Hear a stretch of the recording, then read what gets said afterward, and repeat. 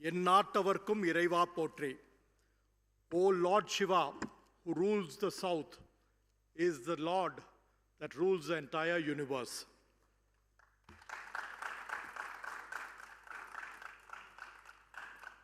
I thank wholeheartedly the organizers of Temple Connect, Shri Prasad Laji, Shri Girish Kulkarni ji, for this platform that has brought about a new synergy to give a new energy.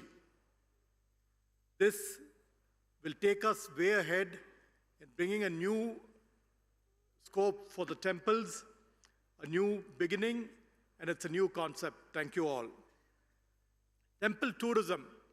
Over the days, we've been hearing quite a lot on Temple Connect, Temple Convention, on management, the ecosystem, a lot of technical and great important messages across various eminent speakers. And this about tourism is like having a dessert after a meal.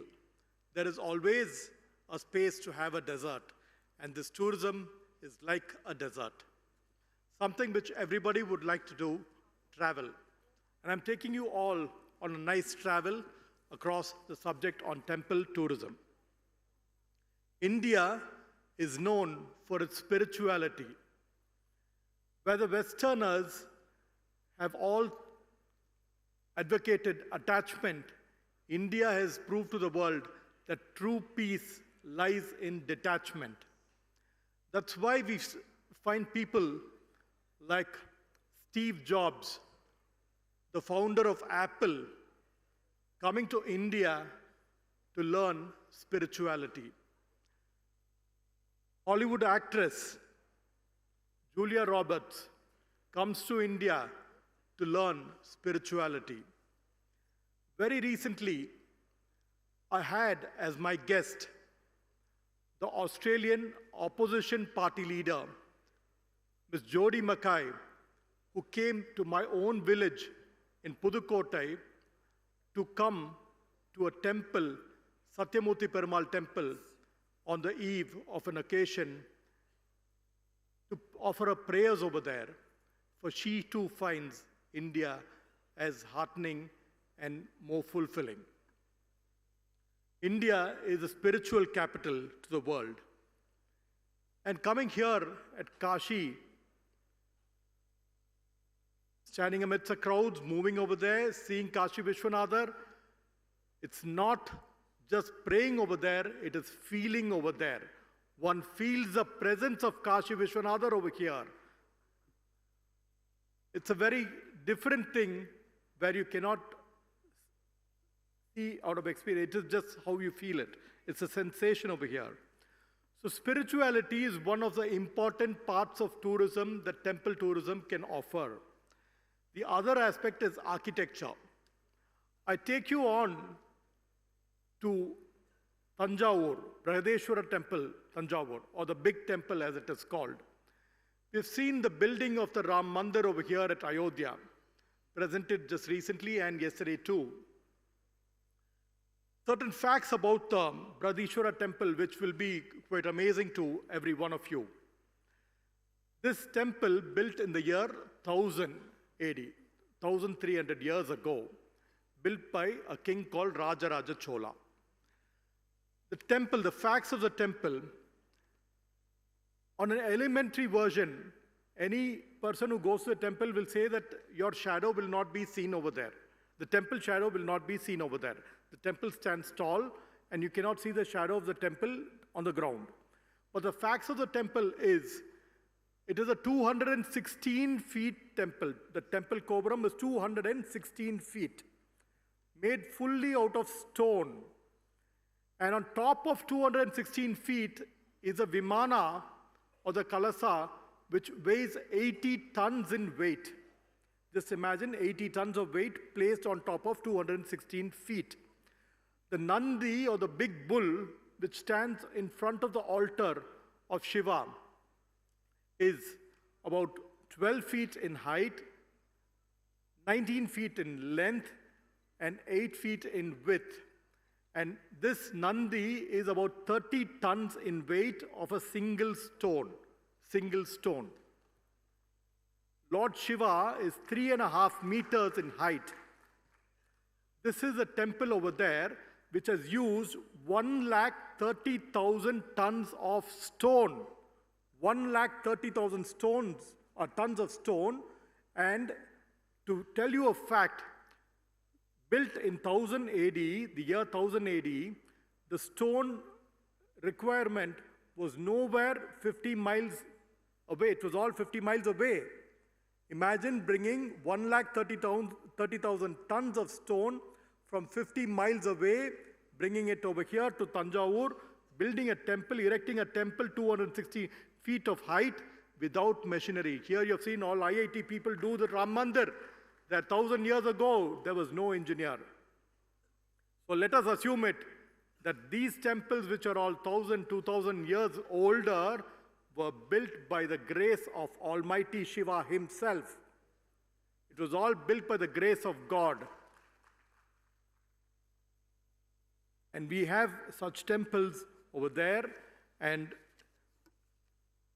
each temple like this has got its own importance. Now, what amuses me is when we have so many wonders over here, who is calling it 7 wonders of the world? Who are you to say 7 wonders of the world and call Taj Mahal as a wonder? We have so many wonders, so many temples which are wonders. We should call it as Indian temple wonders. We should brand our temples as temple wonders. We are not bothered about what wonder you call it. We are our own wonders, and we will extract our wonders from the old ancient history, and we will rebrand ourselves. Types of tourism. One is a spiritual tourism. There are 2 types. One is pull type and the other one is push type. So 2-way mechanism. And pull tourism is spiritual tourism where you are invited by Almighty. If I'm coming here to Kashi, I'm invited by Kashi Vishwanatha. Like that. So spiritual tourism is by invitation of Almighty. We say, unless you are invited by Almighty, you cannot reach there. And that is pull, spiritual tourism. Spiritual tourism, for example, I visited Kashi Vishwanatha temple, got some statistics of how the crowds are coming, how the crowds are swelling. Any idea? Everyday crowd to Kashi Vishwanatha temple is 2 lakh people a day. About 40, 50 lakh people a month, 60 lakh people a month visit Kashi Vishwanath temple. Just imagine the amount of devotees which come over here. Now what is to be done? As our Prime Minister has done, thanks to our Prime Minister, Honorable Prime Minister, for creating the Kashi corridor, which can house so many people, so many devotees at ease. They can go seek the blessings and come. So this is one major development over here. Next, the number of chaul trees, food for the visitors, transportation, all these things to match the crowd. So one is to understand the crowd that comes to such places, and next is how we are going to manage the crowd in such places. So this is the pilgrimage, and this is for the spiritual tourism. The other one is architecture. Why people go to other places is architecture. The other kinds of tourism that can develop is based on mythology. Like the Ramayana route. You take Ramayana route from Ayodhya till Sri Lanka. That is the Ayodhya route. And a place called, very close to our village, Iragaseri it's called. Iragaseri. Iraga means the wings. Seri is to shed the wings, where Jadayu shed his wings over there. That place is called Iragaseri even today, near Devagote. So like this en route, the Ramayana route, has got a lot of mythological facts. And I was speaking to a friend over here, Mr. Rajendran from Sri Lanka. He says, Ravana, a great Shiva Bhakt. Mythology may say certain facts in a different way, but Ravana himself as a Shiva Bhakt. So let us convey the aspects of mythology in such a way that every aspect reaches to be as divine as what it is perceived. And the other route is probably the Mahabharata route. Then Mahabharat route in Chennai, we have a Lavakusha temple built by Lavakusha. So this is the kind of route that we can take to showcase every part, every element connected with mythology. We have Padal Petrastalangal, where our great saints have spoken about various temples which ought to be seen, scripted about 2,000, 3,000 years ago, and those temples have a lot of significance. The 108 Divya Deshams, a lot of which have to be portrayed and they have to be seen. The Arubadai Veedu of Lord Kartikeya, Subramanya, and those temples are of great significance which are to be seen. Like this, there are clusters of temples everywhere and they need to be linked in form of a tourism map. There are Navagraha temples based on astrology. Each temple has got a significance in the astrological planetary evaluation. Where you go to the temple and pray in the temple, definitely you will get your solution. And those are the maps that we have to create. Tourism based on the Navagrahas. Tourism based on gurus. India is a land of gurus, spiritual gurus, Sai Baba. Lot of gurus, Neem Karoli Baba. Lot of gurus, Adi Shankara. And we need to create a map of tourism based on the gurus who have taught us a lot of virtues in life. And their blessings will go a long way, and tourism has to be based on gurus. Let's base our tourism on certain pujas, festivals, ceremonies, like the Kali Puja, the Thai Pusam, which is very, very popular in Singapore and Malaysia, and Hanuman Jayanti, Krishna Jayanti. Tourism can be based on certain festivities. Tourism can be based on certain significance that temples offer. There are temples for Vastu. There are temples meant only for health. You go to the temple with some ailment, your prayers over there in that particular temple will cure you of that ailment. It's a proven fact. It's a proven fact, it's a miracle. We are blessed with a lot of miracles. India is blessed with miracles because India is God's own land. And we have to showcase this to the world outside. Tourism can be based on a new perspective that I have felt after coming here. I cite an example of the celestial wedding of Lord Shiva and Goddess Meenakshi at Madurai. It's a celestial wedding attended by more than 5 lakh, 10 lakh people. And during the celestial wedding, you will find the presence of Lord Alaghar, that is Vishnu, from Alaghar temple near Madurai. You will find Subramanya from Tirupparangundram, a nearby temple, who attends the wedding. You will find all the deities from different temples around Madurai attending the wedding of Lord Shiva, Sokanadar, and Meenakshi. It's a celestial wedding, attended by all the deities of temples around. That is Temple Connect, which was visualized those days. Now, I seek to convey my concept, or what I felt as a concept in this Temple Connect. I belong to a temple called Shri Karpaga Vinayagar Temple at Pillayarpatti. We are trustees, family hereditary trustees of that temple. Maybe Ganesh Chaturthi is celebrated in a grand manner, about 10-day festival. So when we connect with, probably just say, Siddhi Vinayagar Temple, a vastram from Siddhi Vinayagar Temple can be as a ceremony in Pillayarpatti Temple. A Pillayarpatti Temple vastram can go to Siddhi Vinayagar Temple during Chaturthi, which is a Temple Connect.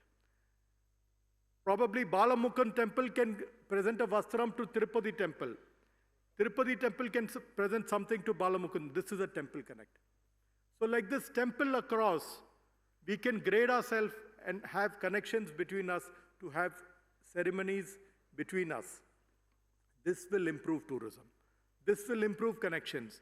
And this will make the world a smaller place. This will make our family united.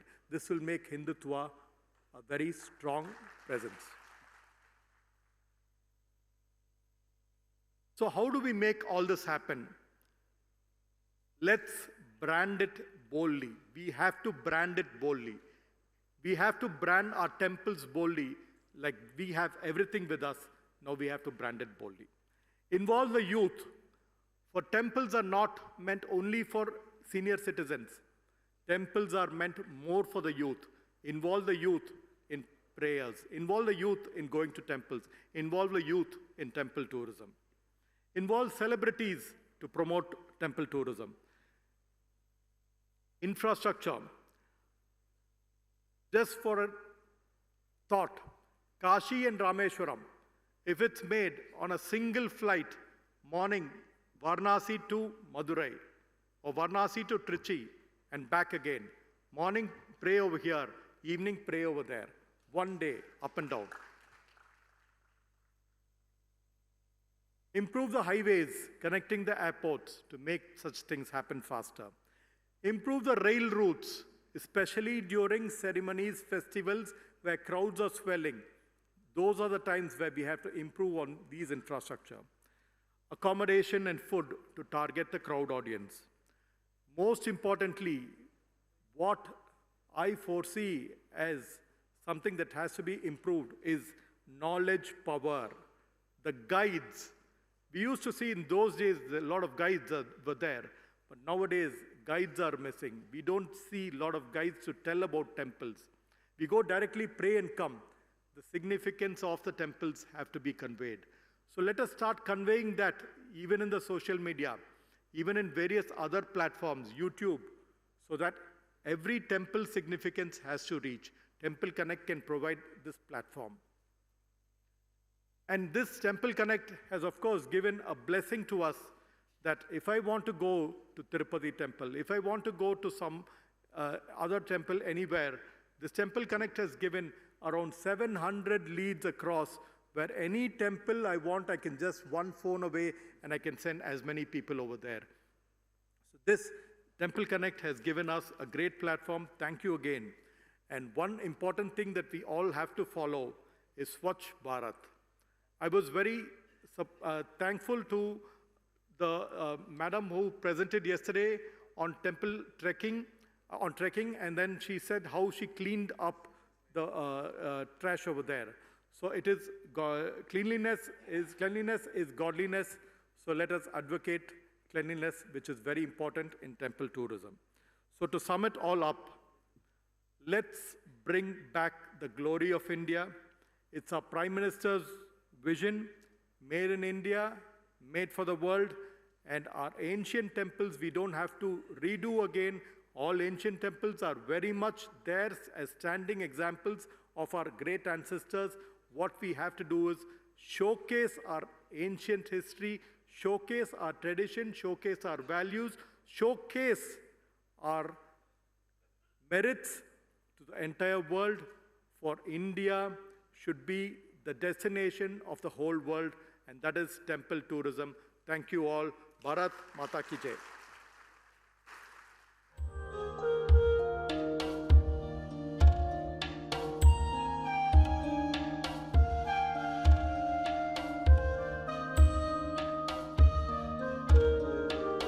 थोड़ा centre में चले जाएं। श्रीनिवास जी।